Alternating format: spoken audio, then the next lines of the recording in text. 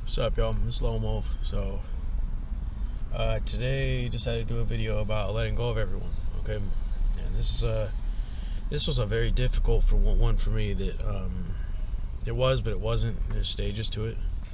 Kind of still going through it, but I think I'm kind of at a point where I'm like, okay, like I understand it. So I had a whole bunch of stuff that happened to me where I was duped by a woman that went and had kids with other people, okay? And screwed me for child support, ruined my career, like did all this. Like I had to like almost shut off my entire life that I built for 30 years, okay? So 30 years of my life I had to let go of, like family pictures, this and that. So there may be people out here that went through this where they don't have any pictures of them when they were a kid, or they do, but they are there's no one else in them. Like you're just the only one, but you don't have any baby pictures, you don't have any of this, you don't have any of that. Like half your life is basically in a box and set on fire, figuratively speaking, okay? So this happened to me today where my computer, I went through and saw pictures of all the kids that I raised that were someone else's, okay? And for me, I noticed that the woman that I was with put a bunch of sleep spells over the photos. So you would see them, and it wasn't like, it was almost like I was being put back under a blanket, like a blanket over me like it was before. And I immediately kind of stopped looking at it, and I was like, okay, well, I'm gonna go take a look and try and figure myself out here, because I'm like, well, I feel like I just had a blanket put over me, and all I did was I looked at a bunch of photos, and it was bad for me. It wasn't like it made me sin or made me do anything like that, or made me angry. It made me see that, and I understood that the woman did a whole bunch of witchcraft over the situation, so I would stay asleep to it and just be her, kind of like her slave, okay? Well, that ain't gonna fly, okay? If you try and put a leash on someone, or you try and cage someone, you will cage yourself, and God will put a cage on you, and God will leash you. So it's like, it's not a very smart thing to do, okay? So this is season 3, and I'm still working through this. Mind you, this was only about 4 years of my life that this happened with, children and this and that. But I also had to let go of my blood family. Well, they weren't even blood related, which I had to find out the hard way. So I had to go through everything to figure everything out and take all the blankets and chains and everything off of me, bro. So everybody tried to curse me, and you just walk around like this, and this is just how it is, and that's not how it is, okay? So when I seriously have a big distaste for people that do this to other people. And the reason is because I went through some very heavy stuff here that I didn't even deserve any of this, okay? Like, this really wasn't, all I've wanted to do is just live my life, which is weird because other people get to live their lives and they throw it out the window. And it's like, well, I put a lot into myself, where I was like, I did 4 years of school, 10 years of, working in a career that got taken from me, okay? And it's like, now I can't even go back because I have trauma from it. So I have trauma from what happened, but everybody started trashing my reputation and treat me like crap. And it's like, well, I was cool with everybody. Like, I seemed to, just kind of show up and do my thing and go. So, like, it was almost like everybody done cursed me through most of my life. And it's like, well, that don't really make any sense. Why collectively this would be a thing, okay? Other than, you're from the light, okay? But it's like, really, like, I struggle. Sometimes I find answers to it, but sometimes I find no answer to it. So sometimes I'm like on point with an answer, and sometimes I'm like, I don't have an answer. Like, it makes sense and it don't. It makes sense and it don't. And so it's like, okay, well, how do you deal with that? Okay, well, you have to let go of everything and everybody. That's when it's like, so I think out of all the pictures on my computer, I decided I was going to save 2 of them. Okay, the rest of them I was just going to delete them and throw them away. Okay. Well, why? Why did I hang on to those photos? Well, I thought about that because it took me a long time to slowly let go of everything. It's like almost like you're peeling things off of you. Like, you're opening wounds when you do it, but you're not. So it's like, well, okay, all these pictures of these children that I put time into my life with, I have to throw them away. Okay. And it wasn't something that I was happy about. So it was something I sifted through it a little bit today, and then I kind of saw it I saw a blanket, okay, and I saw the sleep spells, and I saw all this, and I saw the truth again. But it was almost like I learned something from it, but it was the last lesson I was supposed to learn from it. Okay, so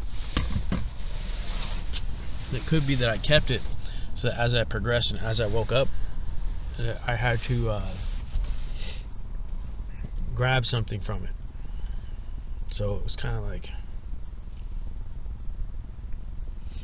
well, it did something to me where I was like, I don't know, I don't like that though.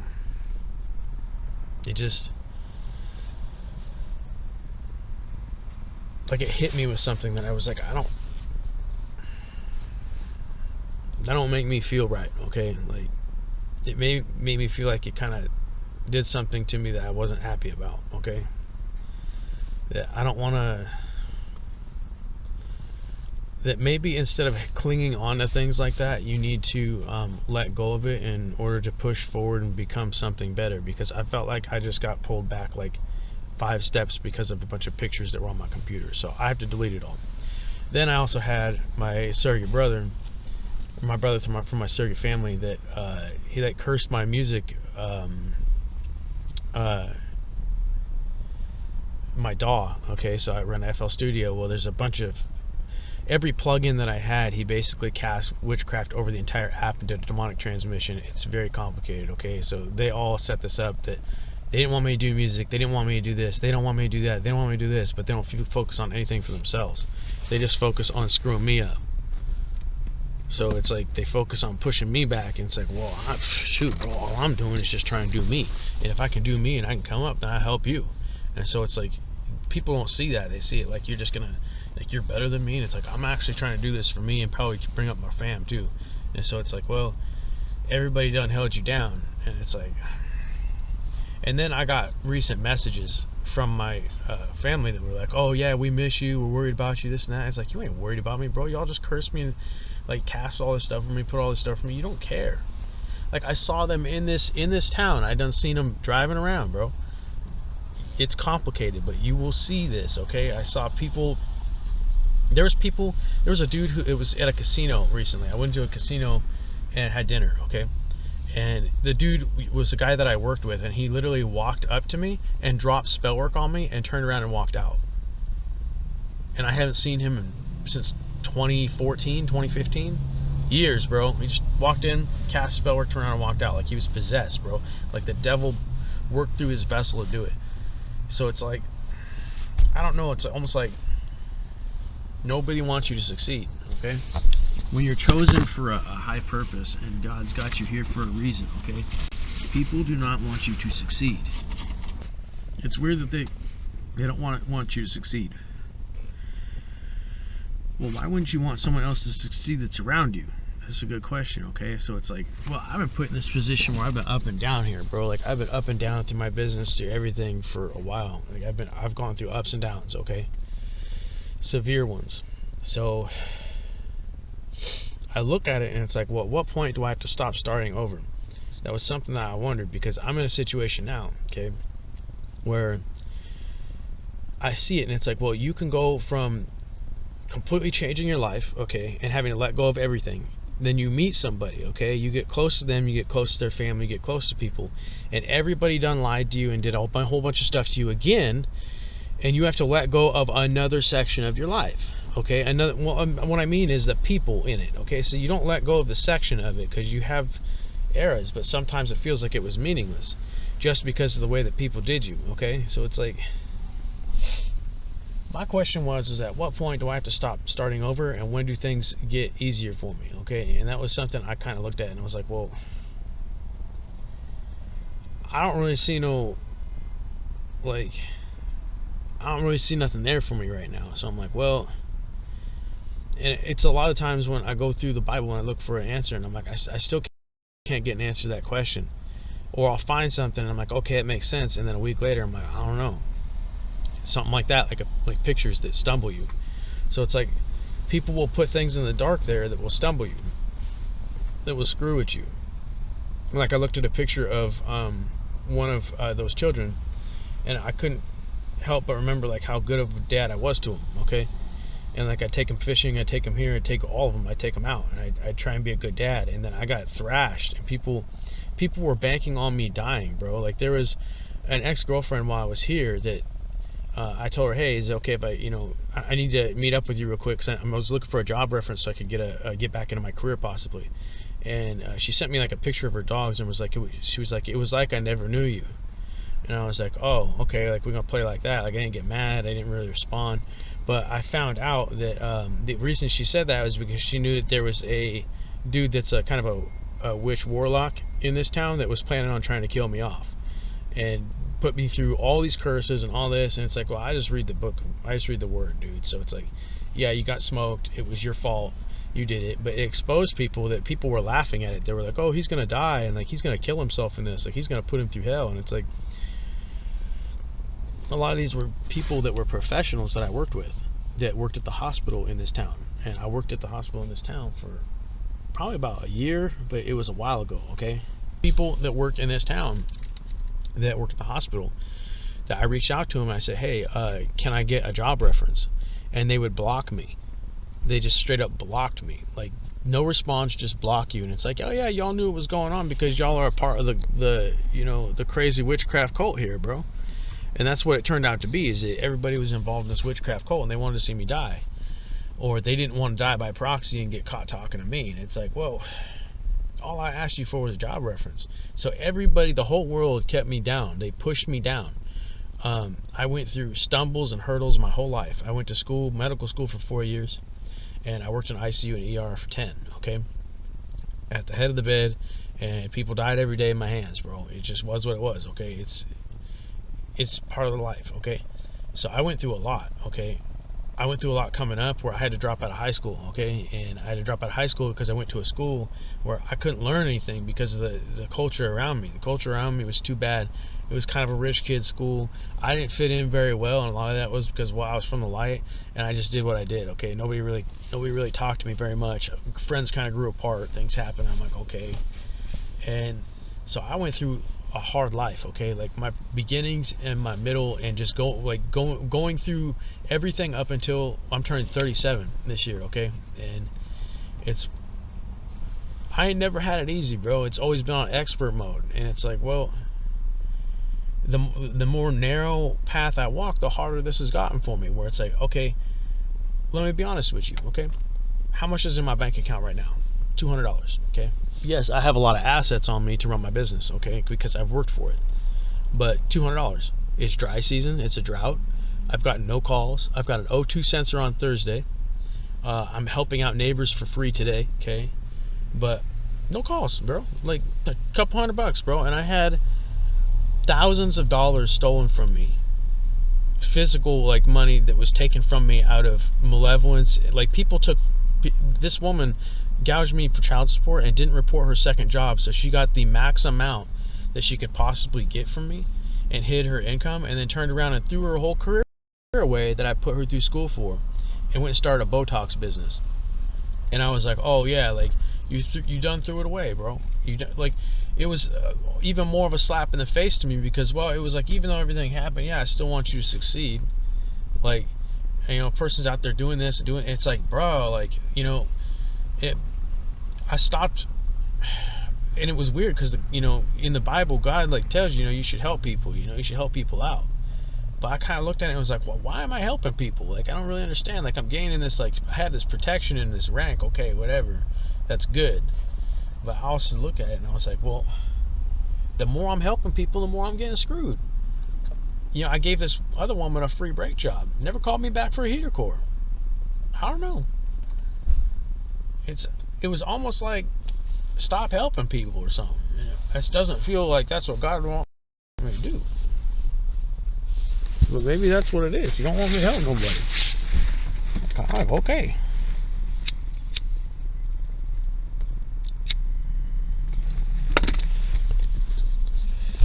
When I thought about it, I'm like, well, maybe God wants to see if I'm obedient and I'll keep on doing it. It's like, well, maybe I need to focus more on myself. Like, I need that money. Sorry. It's kind of, it wasn't like I felt bad.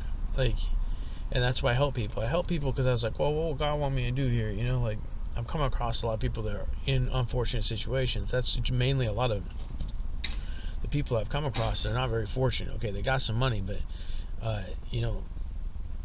almost looked at it and I was like, well, maybe God will want me to help this person out and give him a little freebie, give him a boost up. And it's like, well, nobody else gave me a boost up too. So it was like, maybe God was knocking on my head going, stop doing that too. So stop helping people for free, bro. You need to charge what you need to charge. And it's like, well, okay, so no more freebies. I still ran deals, sure, like $100 brake jobs, still running a $100 brake job special.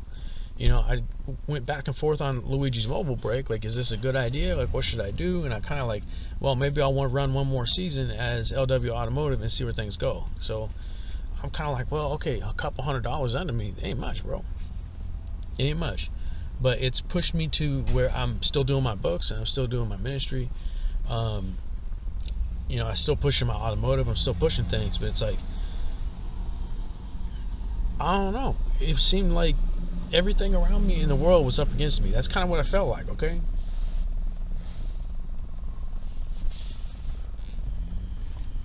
In this town, bro, it's nothing but witches, wizards, and vampires, bro. So it's like I'm walking through with, like, you know, a Gatling gun full of silver bullets. That's what it felt like. And it's like, I went through a lot of judgment here too, not from God but from other people, where when I first got here, bro, I had one pair of pants. That's all. A lot of my clothes I stuck at one of my friend's houses, and he threw them all away. He threw everything I had away because I told him I was a Christian. He threw it all away. Okay, threw it all away.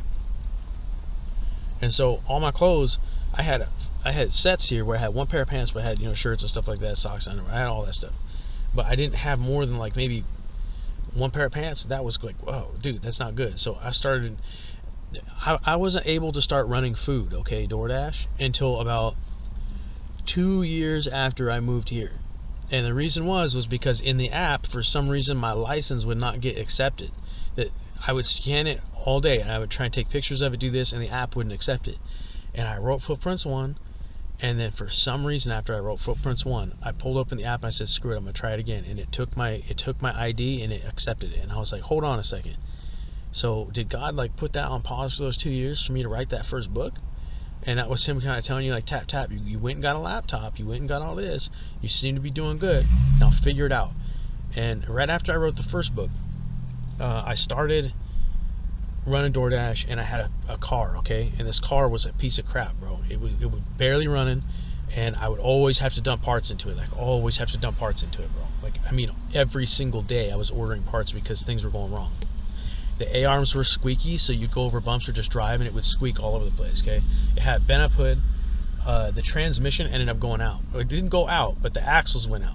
So I had to do the axles. I ordered an axle from carparts.com. They sent me the wrong one, and I installed it, and it blew the half shaft out of it, and it was done. Like, I was sitting there with a transmission. I pulled it all the way out. I tried everything I could to pull that axle out of that transmission. It was stuck in the ring gear. It was game over. Car was trash. I couldn't find another transmission for it because it was a limited model. It was a touring edition. I could not find, I needed an exact transmission that went to that touring model, and I could not find it. It had to have limited slip, and none of them had limited slip, and it was a 5-speed, not an automatic, so I couldn't put an automatic in it.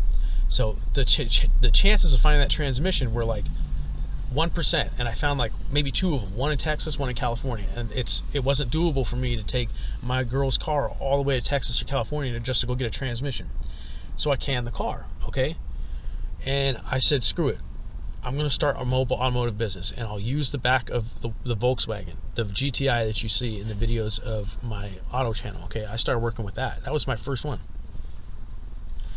I worked from nothing, bro. I was out door dashing with that thing, and I was out making it happen, okay? It was really weird.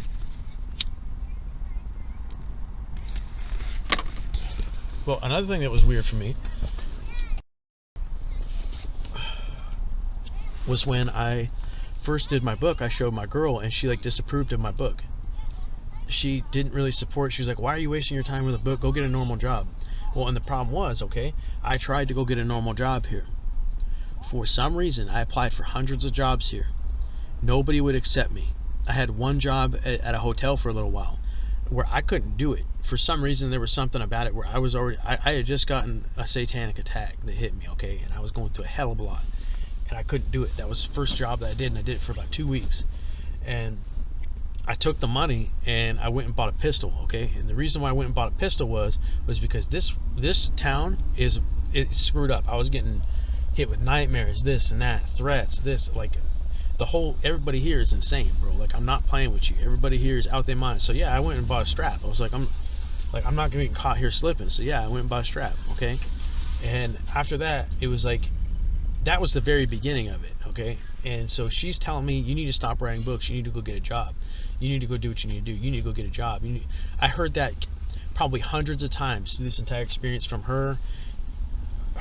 There's people in her family that cast witchcraft at me and said that too. That were like, they'd show up, and you would hear it, not from them saying it, but they would spiritually send something to you. You need to go get a job. And I was like, bro, okay, I got this long resume as a professional of 10 years worth of healthcare. No gas station wants to hire me, bro. Walgreens don't want to hire me. I applied for a janitor position. I applied for everything here, bro. Nobody called me back. Les Schwab, nobody called me back. Nobody. I was too overqualified for any jobs here. But the kicker was, I had an expired medical license. I could not practice. I couldn't get back in. So I went and retook all my board testing to get my certifications back, and then walked into the state office, and guess what, okay? They told me you're going to owe thousands of dollars in expired fees. Like, they wouldn't even just tell me $150 you're reinstated like it should be. And I got garnished out by child support during COVID. And I was a respiratory therapist. It's wild. The whole world was against me, bro. The whole world. I was garnished out at a time in the healthcare when they needed me the most, and it was like right smack dab, like in the middle of it, bro. So I helped institute a whole bunch of stuff about COVID while I was there. I look at it now, I'm in a much better place than I was, because before I had to quit smoking weed. That was the biggest hurdle I had when it came to habits. Okay, I had to quit smoking weed, and I dropped cigars for a while too, and I still struggle with this. The problem why I struggle with this so bad is because they only give me prescriptions for lozenges for every 3 days. They give me it for 3-day increments. So it's like, you can blow through that quick, you know, when you're trying to quit and do this and that and doing stuff in between. So I went and I got replacement therapy, but my replacement therapy wasn't enough. And so I'm going to the store and I'm paying $8 for a pack of gum, and somebody done cast, a hex and a demonic transmission over nicotine gum. So I chew it and I can't. It's just, I hear things and I'm like, I can't do that. So I throw them away. I pick up lozenges and I'm fine. Okay. So through nicotine gum, I have issues with it where people for some reason didn't want me to quit smoking, and it's like, well, what? Maybe just to irritate me. I don't really know what the deal was with that. So I started the nicotine lozenges. They give me 3-day supply. So I have to re-up it, and then I'm waiting for the pharmacy. The pharmacy's trying to contact the doctor to get him to re-up it, just to push a button, and it takes them 3-4 days. So it's like, there's always a gap where I'm having problems and I'm backsliding. But I also look at it and I'm like, well, I have a cigar when I sit back and I talk. So, and it's not every time, but a lot of times I will. Okay.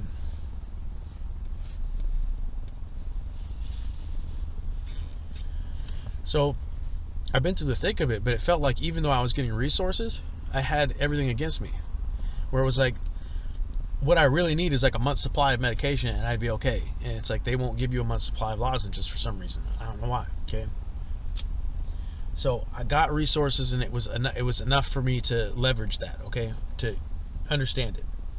Yes, I already did a quit smoking video. Yes, I'll probably do a second one. Okay. So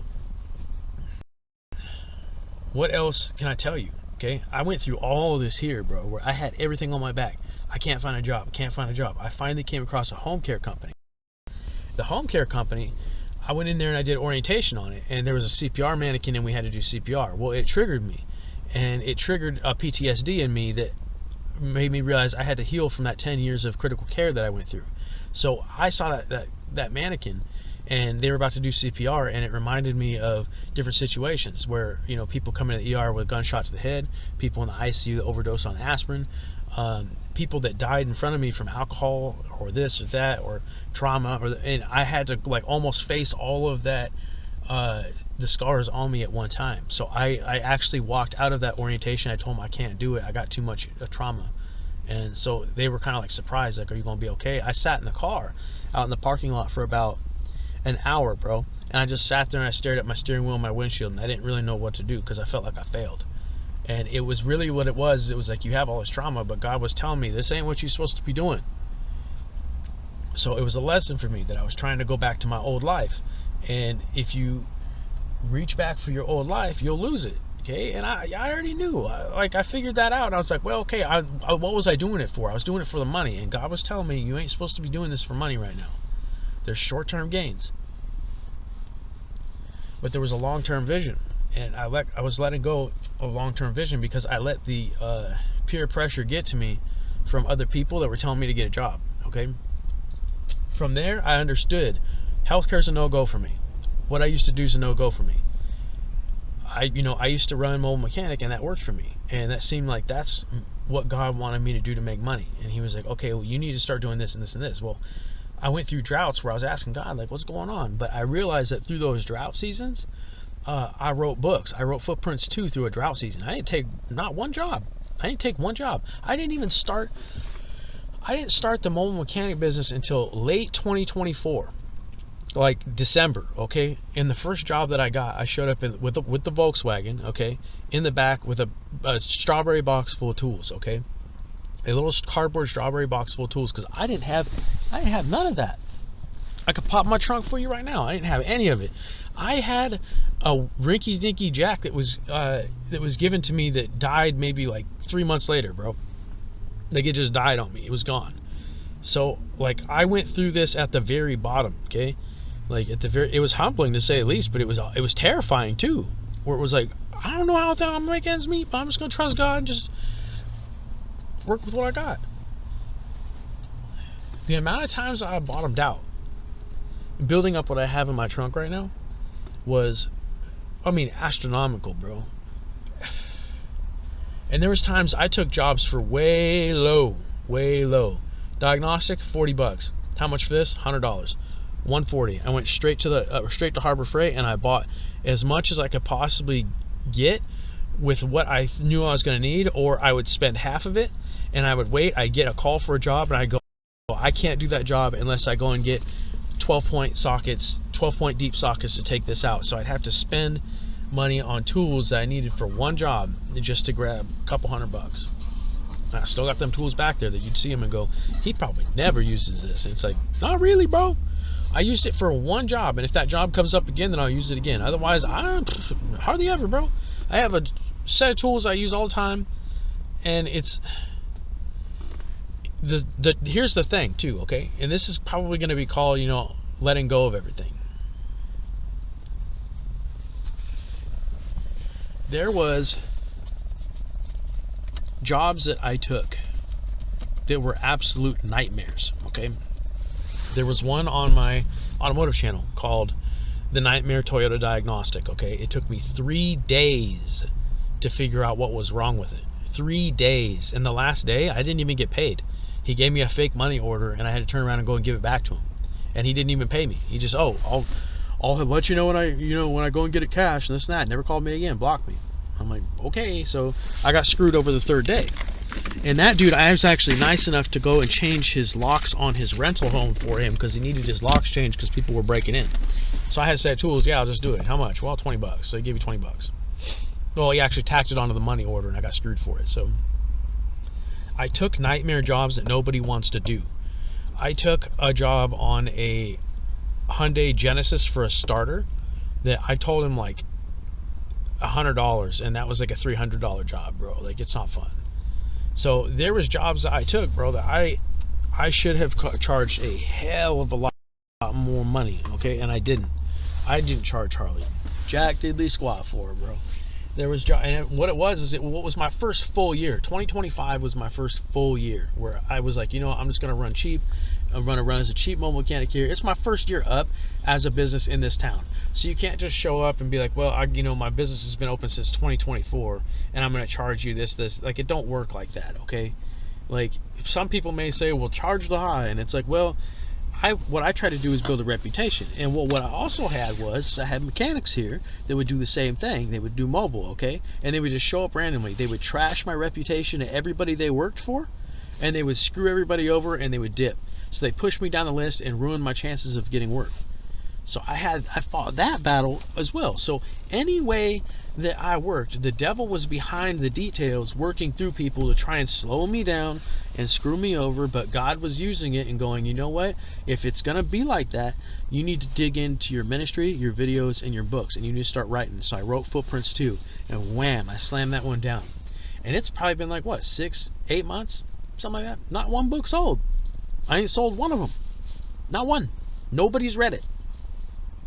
My girl, she knows about it. She hasn't asked anything about it. She just knows he wrote a couple books. She doesn't even know what the second one's about. If I were to ask you, or if I were to sit here and put her in the passenger seat and go, what's Footprints 2 about? She wouldn't even be able to tell you. It's just a book. What's it about? And if I were to say something, she immediately like got defensive when I told her it was about the Bible, and she like got like it was a ministry book. Like she got like defensive about it. And since then, it's like I just don't talk about it. So like I don't bring it up. But it's out there. And it's like, well, my question is like, if I say I write like 3 Cats in Chip City, okay, and it's almost done, I'm almost done editing it, and that everybody cares about 3 Cats in Chip City and this and that because it's this book that's not biblical. And it's like, well, it's a fiction book, so people find it interesting and this and that. Well, why aren't you finding the other stuff interesting, this and that? And the thing is she hasn't even asked about that book either. So nobody really asks me about anything that I'm doing. Nobody cares, okay? And that's okay. That's fine. Nobody cares about nothing but themselves and feeding themselves. And so it's like, well, okay, like it ain't feeding you, so okay. But it was strange for me to see the backlash that I got from people when I told them I was writing books and I didn't have a job. And everybody had all this stuff to say. And there was those instances that happened with people where they thought I was some shoddy mechanic and that I had crap tools and this and that. And then one day I popped my trunk and I got all this stuff. And there was people that thought that I would never pop out of this, okay? Where they knew I had this crappy car. People laughed at me. I had one set of clothes, and if I had clothes on, they were dirty, okay? Like I had dirty clothes, bro, all the time, because I didn't have time to be like doing laundry all the time, bro. I didn't have that type of time. My type of time was someone's gonna call me for a job and I'm gonna be going anyway. So I got a dirty set of clothes. I didn't have the time or money to be going and getting $10 for laundry money and this and that. Like I needed it for gas to get to the next job. Like that, and I was doubling up. So I did this from the dirt, bro. Where I had like, you know, oil and stuff on me the whole time. Look at my hat. My hat is still dirty. I wash it maybe once a week, bro.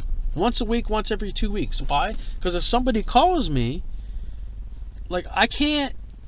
What's the point? For one, I just threw $10 just for what? It just got dirty again.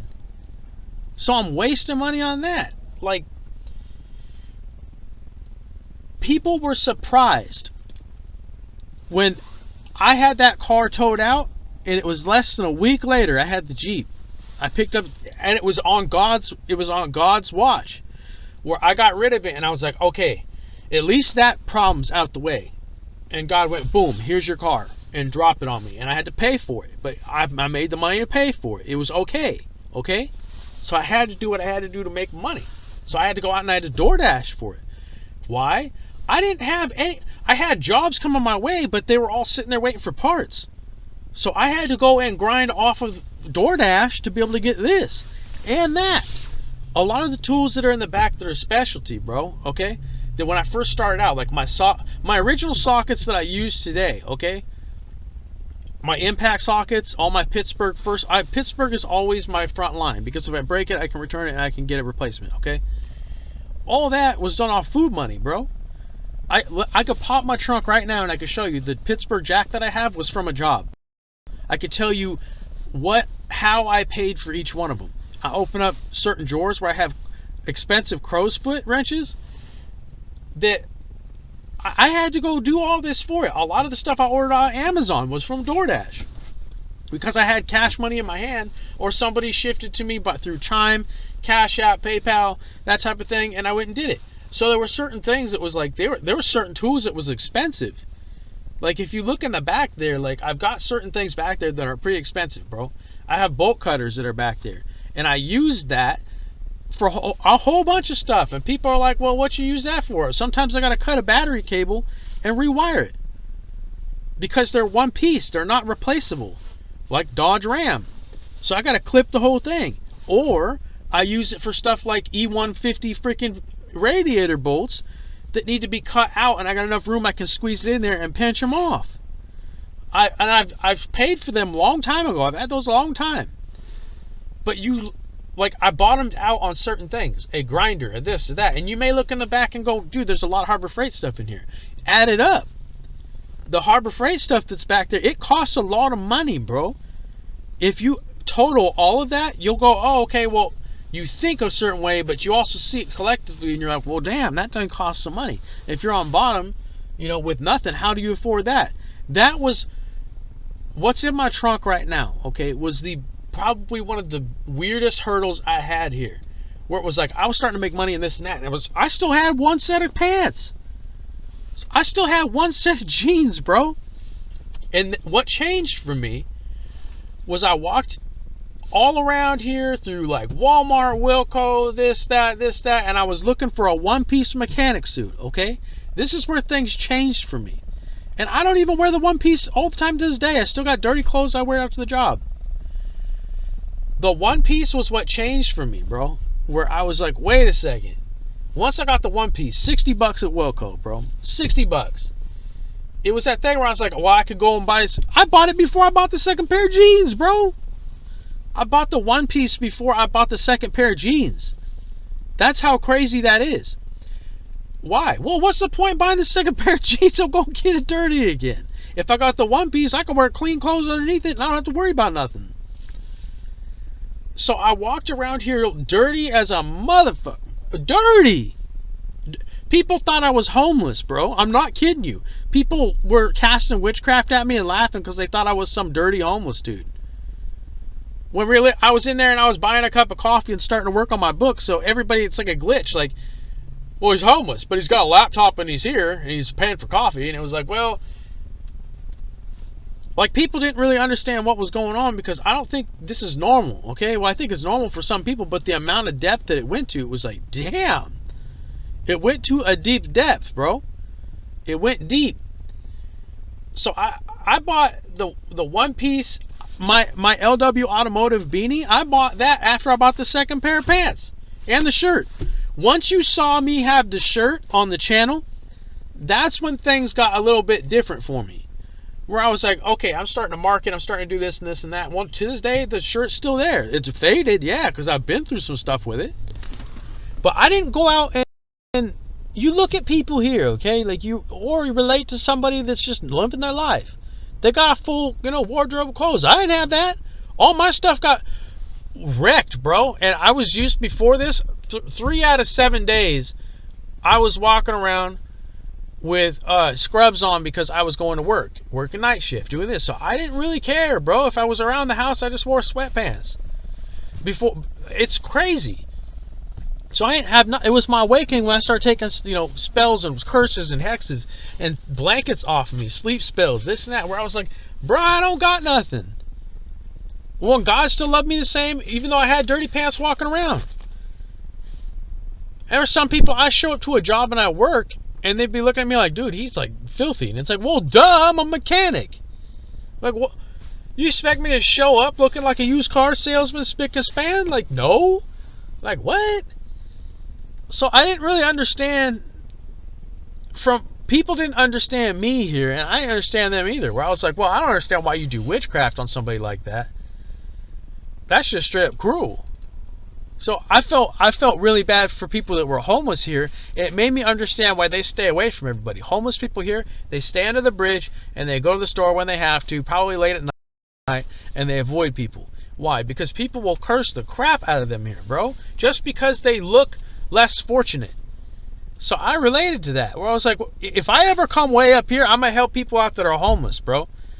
When it comes to people who are living their regular lives and like, oh, I need some money, I can't help you, bro. I can give you wisdom, but you don't need it as much as that person does. So it was like, well, I'm not saying I'm gonna come up and be some big thing. Probably not. I'm just saying that when I start to come up and I want to give back, and I'm humble enough to give back, I'm going to give back to people that are actually in need, bro. It ain't like, oh, I gotta, afford my traveling trip. This, that, I need some help. It's like, well, good luck, bro. Go start a GoFundMe. Which, by the way, I did that while I was here. I tried that. Where I started a GoFundMe, and I told most of my situation about what I went through, not $1. Nobody, it expired, bro. Nobody done helped me out. I was on my own. The girl that I'm living with, that's my girl, she helped me out. She let me borrow the car. She helped me come up, off of nothing. And she was surprised. To this day, I don't know if she understands that or not. Where she sees the full picture of, I came through here and I had nothing. I had a truck when I first got here, before I got the car. And the truck was falling apart, bro. I looked at the interior was covered in mold because all the seals were bad. I had to sell the car. $400. See you later. It ain't worth nothing. $400. Just get rid of it, bro. The interior is molding. You can probably do something with it. I had no tools. I had a Chevy Tahoe with no freaking tools. Thing was a piece of crap, bro. It was wrecked in the front and the back. The seals were bad. Windshield was leaking. Mold all through it, bro. Over 2 days. Moldy. All the way through, bro. Gone. Gone. So I done showed up with something. And the car that I had, bro. Phew. The amount of stuff that happened to that car, bro. That car was hitting the front, the back, the side, like. So I finally got myself situated where I got something for myself, but it took me years. Not just like months or days. I was years, bro. I was broke. Humble and broke. Doing dishes. Fixing her car. Doing that. Like, I was actively helping, but I still had people that were telling me to get a job and do this. And it's like, I'm literally doing the best I can with what I got, and I'm helping your family member out. Like, I'm helping your family member out, but you're trying to death curse me by shaking my hand, playing, make friends with you. No, you ain't friends with me. You're acting a certain way. Well, and then I come up and I do this, and you have to eat it. So it's like, that's why you don't do that to people, because when they come up, you have to eat everything you did or said. And then if they go up higher, the more they go up, the more you have to eat, the more you did. It's like, people, I don't understand how people don't see that and they don't understand that. I had people who rebuked me for smoking a cigar. And they did it through witchcraft. Where I had a video up, and there was somebody that was around here that I know about, I won't mention any names, that casts a spell over my video. I rebuke you for the cigar. And I'm like, you gotta be kidding me.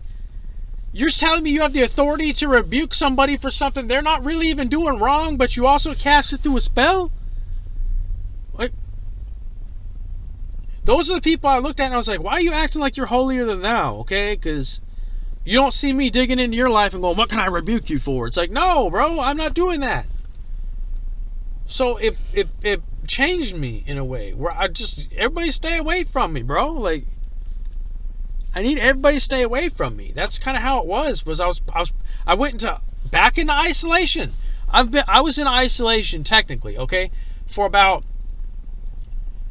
since 2020, pretty much an isolation type phase for 6 years. But I've been in isolation for a long time. That's why I dig into wisdom. I don't like people. Well, I don't mind people. I don't like having people around me because they do that. They hit you with witchcraft. They'll do all this shit to you. If you're doing good or you're not. That's what I found weird. He's less fortunate. He's going through this, and this. Curse him, attack him, attack him, attack him. I'm in healthcare. I'm doing this. I'm reaching for the best level that I possibly could. Cast witchcraft at him, curse him, hex him. So either way, if you're down on bottom or you're up on top, they're gonna do it to you. It made me realize that it's like they will try and justify the reason why they do witchcraft on you. Everybody's on it here. Everybody's on the wand and the broom here, bro. Except for me. I'm the one walking around with Gatling guns and silver bullets. And what is that? Well, it's the word of God, because I'm basically just walking around with hedges on me. So you could do spell. It's just going to get caught in my hedge, and I'm going to do one of two things with it. I'm going to go read the Bible, or if it gets too heavy and you all load me, I'm just going to walk in the cemetery and drop off all your spell work on holy ground. And then you have a divine judgment to pay for that. So it's like one verse 25 million up in here, bro. Like, I guess what I'm asking is people see it as though he's a respiratory therapist and he's doing this. Curse him, do this, do this, do this. We want to watch his life fall apart. And then while he's down on the ground, try and get him to kill himself and do this and this and this. And while he's climbing back up, cast all this and this and this. And it's like, bro, like, take a second to turn around and think about that, okay? Sit in my shoes for a second. Which most people that did this to me, they can't really sit in my shoes. Because they ain't never been through nothing like that before, okay? I'm just going to be honest. They've probably never been there that before. They're kind of like, they've just always lived their life, okay? So they've never really had to deal with stuff like that. Which is like, well, you don't know what that's like, so you probably shouldn't be doing it anyway. You shouldn't be doing it anyway. It says in the Bible, strictly, you should not do witchcraft or sorcery. Because God, it's highly detestable to the Lord to do that. Not smart, okay?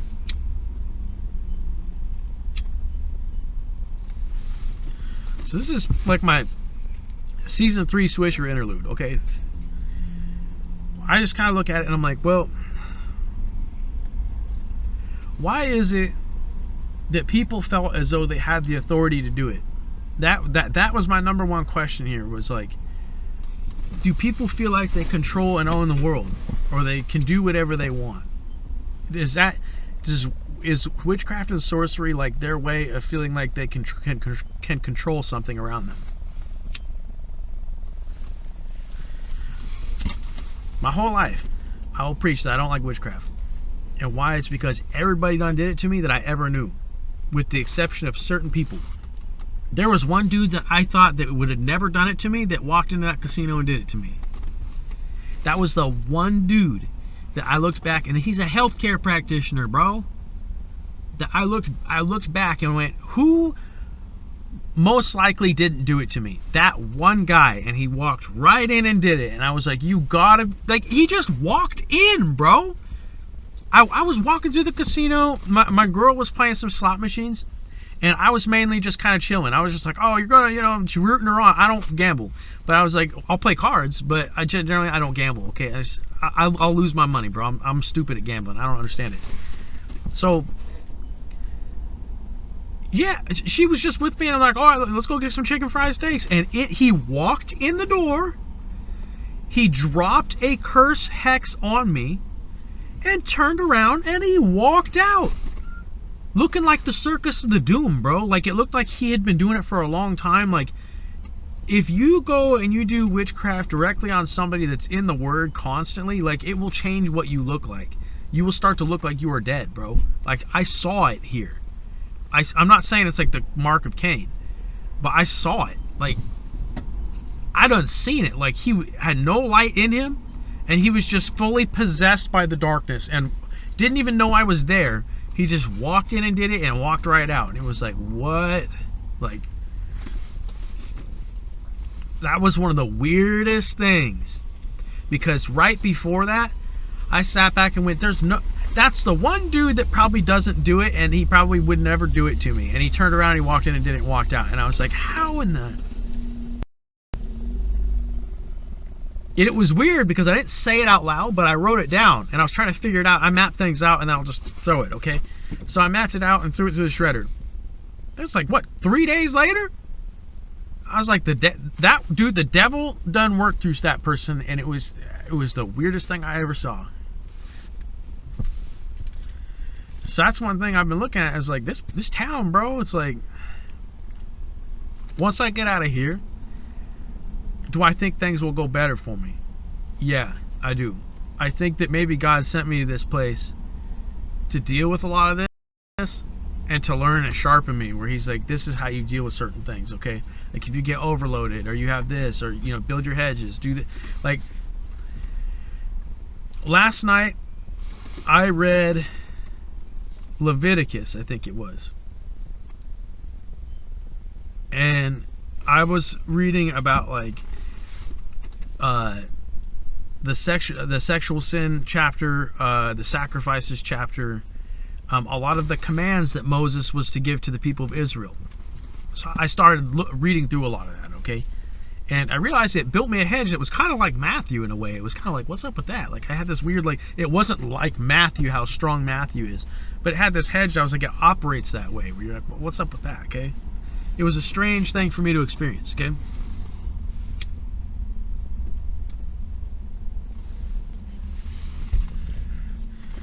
But I learned a lot about it. Specifically in the sexual sin area, where it talked about, I think it's if you sleep with your uncle's wife, that neither of you can bear children. I didn't know anything about that. And there was another one that was like, you shall never sleep with,